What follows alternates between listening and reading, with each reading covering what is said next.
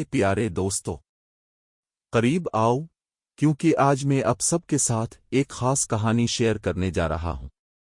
ये कहानी सफाई की अहमियत के बारे में है। हमें आपकी कहानियां बहुत पसंद हैं, बंजी। एक दफा का जिक्र है, हमारे जंगल की तरह एक जंगल में एक छोटी सी खरगोश थी जिसका नाम रोजी था।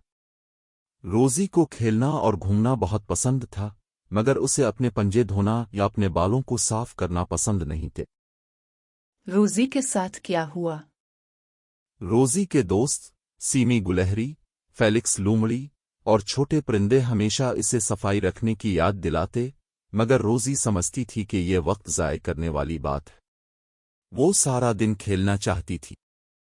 एक दिन रोजी के पेट में दर्द होने लगा क्योंकि इसने गंदे पंजों से खाना खाया था। ओ नहीं, ये तो बहुत बुरा हुआ। हाँ, बिल्कुल। रोजी इतनी बीमार हो गई कि वो अपने दोस्तों के साथ खेल नहीं सकती थी। सीमी, फेलिक्स और परिंदे इसे देखने आए और उसके लिए साफ पानी और सेहतमंद नाश्ते लाए।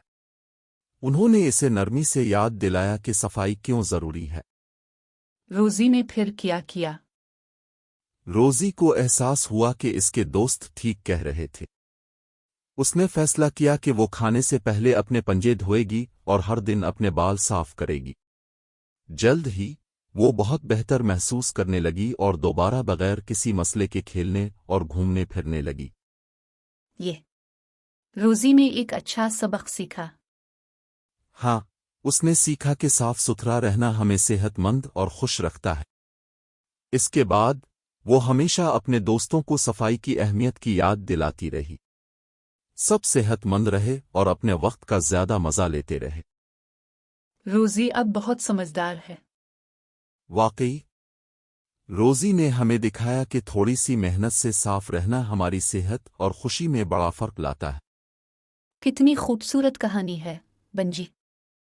शुक्रिया, मेरे दोस्तों। याद रखें, साफ रहना हमें सेहतमंद रखता है और हम सबको एक साथ ज्यादा मजा करने में मदद देता है। अब चुल्लू सब मिलकर इस खूबसूरत शाम का लुत्फ उठाते हैं और खाने से पहले जरूर धोएं। Please like, subscribe, and share with all the kids.